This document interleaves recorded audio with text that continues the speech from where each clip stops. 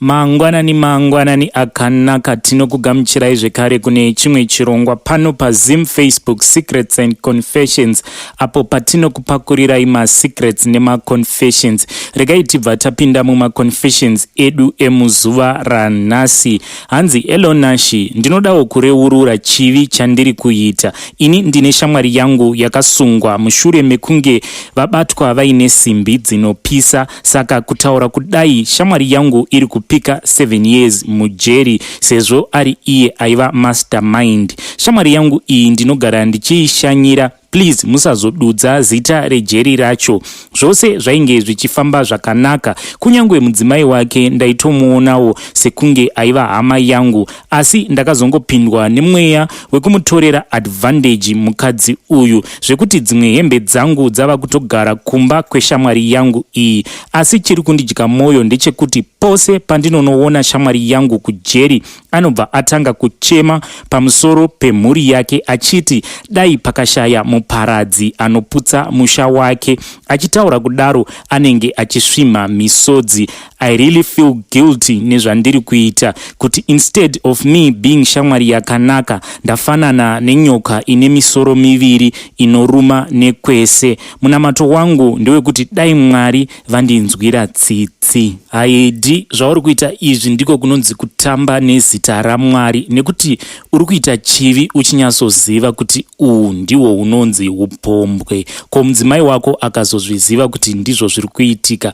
ko mukazoitisana mwana iwe nemudzimai waasawira wako, ko iye munhu uyu paanozobuda mujeri uchatarisana naye sei? Nekuti soon or later he is going to find out. And 7 years haasi makore akawandisa. Ko akanzi abuda neparole nhasi uchazvifambisa sei?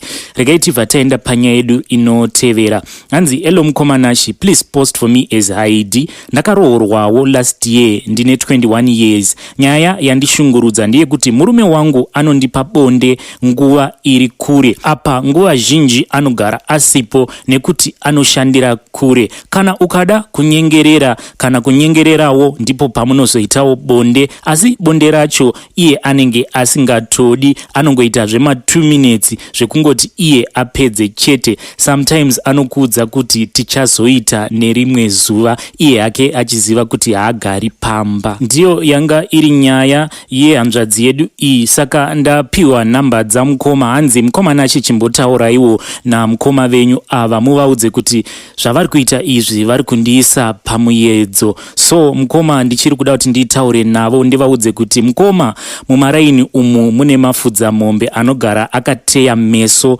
kuvakadzi vevanhu, so be careful. Regai tibva taenda panyaya yedu inotevera. Hanzi Elo Mr. Nashi, yangu nyaya yakamira so. I've been married for 6 years. I separated with my wife 2 years back. Nyaya iri kundinetsa ndiye kuti I tried my level best to satisfy my wife in bed. Kubva paromance, I tried every trick in the book, i.e. licking her and stimulating her, different types of sex positions including woman on top. Asi nyaya iri kundinetsa ndeye kuti she suddenly lost interest in sex. Pese pandinenge ndichida kuita bonde naye anongoita kunge sedanda, oramba akangorara, no action yekuratidza kuti ari kufila me as her husband. Chaindishamisa ndechekuti I have the right size of a manhood. I have always watched too much pornography to learn different types of position and how to stimulate a woman in bed. I even tried Googling on the internet every information on how to turn on a woman in bed. Asi in every effort yandaiisa, she seemed not to be interested, especially panhau dzebonde at all.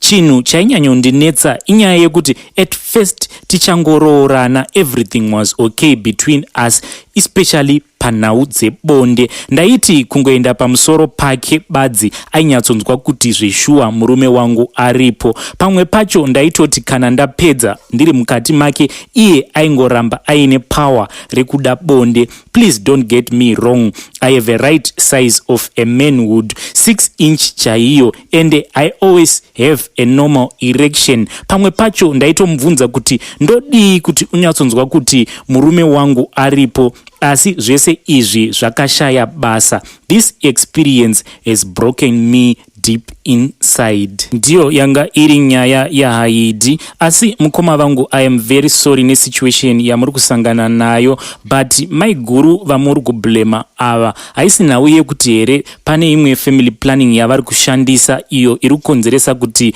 body yavo isa functiona the way yainofanira kufunctiona nayo, especially panhau dzebonde. Uyezve konai mukoma, hamuna here kumbovatuka nemamwe mashoko anorwadza ivo maiguru, kana kuti imi mukoma munonyatsozvishambidza here zvakanaka, mukanwa munonyatsokwesha here zvekuti kana muchivapa matsvodi vanonyatsonzwa kuti ya apa ndatsvodewa nemurume wandinodisisa. Ko panhau dzechipfambi zvakamira sei? Hamuna here kumbovaitira zvechipfambi? Nekuti zvese izvi zvinopedza mafeelings, especially kuvanhukadzi. Regai tibva taenda panyaya yedu inotevera. Hanzi, hello mukoma Nashi, ini ndine confession yangu, asi mukuverenga nyaya iyi vamwe vachati iyi ndiyo inonzi Satanism, asi kwete mukoma Nashi, ini handina kana kumbogara ndajoina Satanism, asi kuti zvinongozviita zvega. Mukoma Nashi, ndiri mudzimai akatoumbwawo zvakanaka, kana ganda rangu kana mukatarisa mapictures awo andakutumirai ndinoita sekunge ndiri murungu. Saka mukukura kwangu ndaiva munhu wekuti chechi yoga yoga yandinenge ndichipinda ndaizoguma ndava kudanana nemunhu waMwari zvekutopengesana chaiko, zvekuti ndine vamwe vamufundisi vaitoti during church service totombonoita bonde muofisi mavo vasati vatanga vhangeri. So zvinhu izvi zvakabva zvandipinda muropa chaimo zvekudanana nevazodziwa vaMwari. Saka ndakatanga kufamba mumachechi akasiyana siyana muHarare ndichisejusa vafundisi. Nashi, to tell you the truth, kana muri semuHarare vafundisi vakaramba kusejuswa neni vashoma chaizvo. I remember vamwe vamufundisi vechikuru vakandidzinga muofisi mavo mandainge ndapinda ndisina kupfeka chipfeko chemukati, vakati ndinoziva zvawavinga, dzokera unoudza akutuma kuti pano paholy ground. Ndakabuda muofisi mavo imomo ndichiita zvekutiza, asi vafundisi vazhinji kana kunyangwe vakabuda pamavideos ndinototi ava babava kana vava kuproducer vanoita se vava kuda kudambuka pfungwa, kana vari maprofita vaya vekumasowe ndivo vasinganetsi. Ndaingoti ndikangosvika ipapo ndinoita sekunge ndiri kuda mbereko, wotoona kuti madzibaba ava vainge vava kutorwera rute. Nashi, I know kuti people might say aiwa uri pfambi chete, asi chinoitika ndechekuti kana munhu waMwari akangobvuma kusejuswa neni akangopinda pakati pemakumbo angu, ndiko kutopera kwewadzano yake naMwari vake. Vazhinji mapasta andingatodoma nemazita vava kutoputa fodya muchivande, vamwe vava kutoita zvekutenga sex nekuda kweaddiction. So like now I have tried kureurura kumapastors akawanda, but the moment yavanozozama kundinamatira for deliverance, mumwe unotonzwa ava kutondipuruzira mapendekete angu. Nashi, hauna hako chaunoziva, asi nyika iyi yakatakura kurema. Please do not share my pictures, I will tell you more. I hope kuti ndichabatsirikana. Ndiyo yanga iri confession yavahanzvadzi vedu ava. So yesterday after ndatumirwa mapictures awa, unfortunately ndakazofind out kuti I can no longer log in to my Facebook profile nemamwe mafoni angu maviri, nekuti ndinoshandisa Samsung 812 ne822 neimwe Huawei. Saka 812 ne822 they can no longer log in to my Facebook account. Ameno kuti chiri kuitika.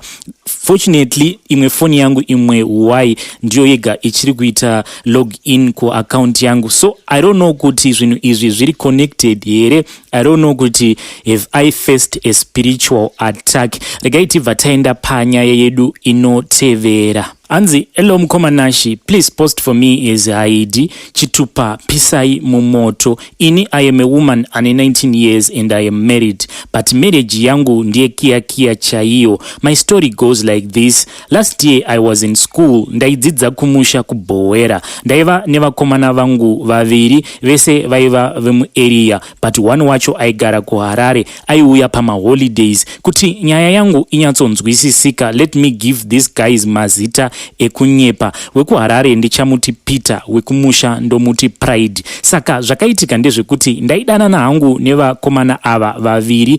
Peter ari kuHarare, ndaisara ndichitamba hangu na Pride, but munhu wandaida zvekutoronga future naye ndi Peter. Pride zvaingovawo zvemusikanzwa. One day Pride akazonditi ndiperekedzewo kune imwe village uko kwaanga atumwa namama vake. Ndakangoti zvisinei, regai ndimuperekedze sezvo iye achimbondiperekedzawo. Takadungamidzana yedu takananga kuya, tichifamba tichidya nyii nematohwe pakutsauka kuenda kunyii kuya. Hoyo Pride uya ava kundibata kukakaridzana neni kusvika andiwisira pasi ndokurara neni. Unfortunately ndakabva ndabata pamuviri apa ndichiri kuenda kuchikoro. Ndakagara kumba kwedu pasina chandaiziva kuti ndainge ndanhumburiswa. Kusvika time yekugeza yakwana, maperiods haana kuuya, but I didn't think kuti yaitova nhumbu. Vanhu vakuru vakazotanga kususpecta, vakandibvunza, ini ndikataura. Ndokubva ndatorwa ndokunosiyiwa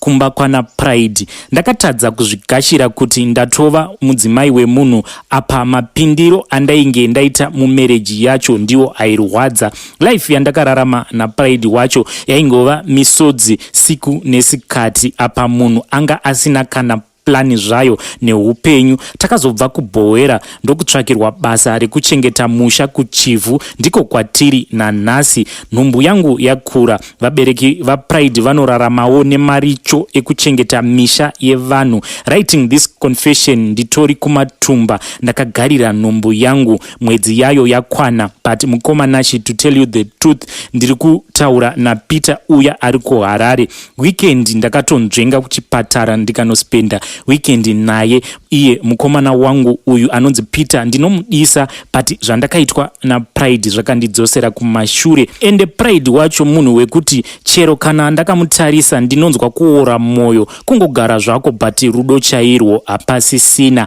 Ende iye anotozviziva kuti handina basa naye, but haazivi kuti ndiri kumuhurira nemunhu wangu wandinoda chaiye. Ende mweya wangu ndiri kufunga kuti kana ndikangozvara chete ndikamupa mwana wake, ndobva ndaona yekutamba neupenyu hwangu, because ndine bundu mumwoyo mangu. Munhu akandikonesa chikoro, apa kundichengeta kwacho haakwanise zvekare. Ndiyo confession yangu mukoma. Ndichange ndirimo mucomment section. Vedare ndiyo nyaya yaHaidi ama 2000 ndizvo zvavari kuita. Hanzi ndiri kumatumba ikoko, ndinenge ndichitombotiza ndichienda ndichinoona boyfriend yangu iyi inonzi Peter. Veduwe zvakangooma hazvo, asi kwauri hanzvadzi ndinongoti pauchazorasiswa na Peter wako iyeye, zveshuwa uchaimba rwiyo rwuya rwekuti Jesu idombo narini. Regai tibva taenda panyaya yedu inotevera. Hanzi hello mukomanashi, ndauyawo nenyaya yangu chitupa, chero mukasaviga no problem.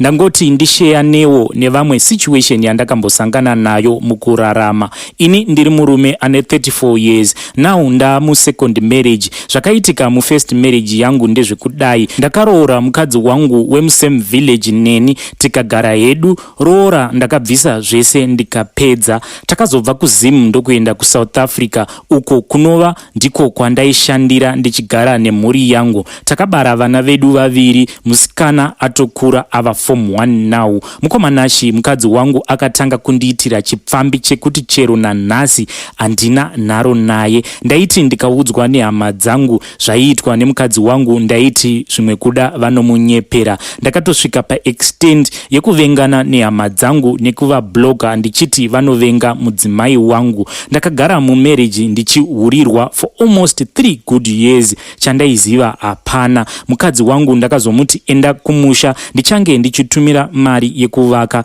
Haana hake kuramba, akakwira akaenda kumusha. Ndikatanga kutumira mari yekuvaka asi chakavakwa hakuna. Akatanga kupindira mari iya achiidya nechikomba chake. Ndakazotevera kumusha kuya kunomubvunza, iye akabva atanga kupopota. Akati apedza kupopota akabva angoburitsa 100 bondi ndokundipa gopuro. Akandikupura kudaro akabva afonera boyfriend yake ndokubva yauya ndokuzotomutora pamba pedu mumaziso angu. Akatakura property yese ikaenda kumba kwavo. Ndakasara ndiri pazero zvekuti ndaishaya chero chekubata. Akabva atorana nemunhu wake ndokubva vaenda kuBotswana. Ini ndakangosara hangu. Ndakamboita depression zvekusvika pakuda kuzviuraya, but ndakawana vakandisimbisa. Now I am happily married. Ndigere mushe nemhuri yangu. Kwamuri mukoma ndinongoti tinotenda neconfession yenyu inopawo hope kune avo vasisina tarisiro. Zvekare pane imwe confession yandakavimbisa kuti ndichazouya nayo yemukorokoza uya aiti akaenda kuMozambique neshamwari dzake kuti vanotora laki rekucheresa. Asi nhasi aita zvekundifonera neWhatsApp call akati mukoma chimbomirai kuendesa confession yangu kumhepo nekuti izvezvi tiri murodhi hanzi kune matare atiri kuenda. Saka sekuru veikoko vati chimbomirai kushambadzira nyaya yenyu nekuti zvinhu zvako zvinokwanisa kuzokurova usati wasvika kuno kwandiri. So as soon as vapedza zvinhu zvavari kuda kugadzirirwa ndichabva ndadzoka neconfession yake. Zvakangooma vedu we. Regai tibva taenda panyaya yedu inotevera. Hanzi hello mukoma Nashi, please post for me chitupa changu vigai yenyu. Nyaya yangu nde iyi. Ini ndiri musikana ane makore 22. Kunyora pano kuda kureurura pamwe nekutsvaka rubatsiro. Dambudziko rangu nde iri. Handitozivi kuti ndine mweya here kana kuti ndine shavi, nekuti zvimwe zvinhu zvinoitika pandiri kudai handitonzwisisi. Ndinorarama upenyu hwekutengesa muviri, but at the same time ndinoitawo zvekuba. Manheru ndinenge ndiri mumaavenues ndichitengesa muviri. Masikati ndinenge ndichitenderera mutauni ndichiba. Mabiro angu nde aya. Ndinopinda mumashops anenge ari very busy and crowded. Ndinotenderera ndichifudza macustomers anenge achitenga aya. Pakunobuda padoor paya vachitarisirwa mareceipts, ini ndinenge ndiri busy kusecha munhu phone kana mari. Mumba mangu grocery munoita kunge watova muwarehouse. Ndine mashops mamwe ekuti ndinenge ndichizivana nemasecurity nemunhu anenge ari patil. Ndinosvika muya ndoloda zvinhu mutroli, ndosvika patil ndobhadhara zvinhu 3 kana 2, the rest zvinenge zvisina kubhadharwa. Ndobva ndasvika padoor musecurity anobva anyepedzera kusecha. Ini ndinenge ndakatomisa mota ndobva ndatoloda yoendesa zvinhu kumba tozogovana zvinhu zviya. Ndakambowana basa mune imwe shop repaparcel counter, but ndakadzingirwa kuba. Ndaivhura zvinhu zvevanhu ndichitora zvinhu kana zvawanda ndobva ndafonera friend yangu ouya otora. Ndakazobatwa ndikadzingwa seshavi rekuba mukoma Nashi. Handitozivi kuti ndodii kuti zvipere, nekuti kana ndikapinda mushop ndikabuda ndisina kuba ndinotorwadziwa chaiko. Hembe kumabhero ndinoita dzekukumba. Mumashops ndinoba futi kubva mumapendi, bhutsu, everything. Hapana chandinosiya, uye ndiri munhu ane mastrategy akawandisa. Ndinotombozama kufunga kuti why zvinhu zvakadai zvichiitika kwandiri. Ini ndiri munhu kadzi, but ndinotoshaya kuti ko chii chaizvo. Please muri yeZimbabwe help me. Dambudziko rangu handizivi kuti ringaperawo sei. Veduwe vasikana vekumaAvenues manetsa kuswera nezuro. Ndofunga kuti ndakaverenga imwe confession iya yemusikana wekumaAvenues aiti ane nyora dziri muzvidya. Hanzi murume wose anenge angorara neni hanzi haakwanisi kuzosiyana neni. Iri nhau yeshoplifting. Ndikutaura zvekare nevamwe mukoma. Hanzi ndiri kuLimpopo. Hanzi ini ndinoitawo zveshoplifting. Hanzi ini hanzvadzi yangu nemukadzi wangu Natsano tese tinoita shoplifting. Veduwe zvakangooma. zvakangooma hazvo. Ndichazouya zvekare neconfession yavo vanhu ava. I tried kuvaconvinza kungoti tingoita iri WhatsApp conversation, asi hanzi ndinonyara kana umwe munhu akazoziva kuti ndini. Ndichirekodha maconfessions awa, pfungwa dzangu dziri kumukorokoza uya, nekuti when I spoke to his wife zvinhu zvavo hazvina kumira zvakanaka. Hanzi tatosiya kumba kwatova nemariro, hanzi kune zvaitika zvakangooma hazvo. Asi vakazongondipa any update ndichauya ndichizokurondedzerai kuti chii chiri kumbonyatsoitika. Hanzi takangoenda kuMozambique tikanopiwa kabhodhoro keLake, asi zvinhu zvavo hazvichambovafambiri zvakanaka. Vadiwa vateereri, ndiwo masecrets nemaconfessions atanga tiinawo muzuva ranhasi. Until we meet again, tongoti happy secrets and confessions.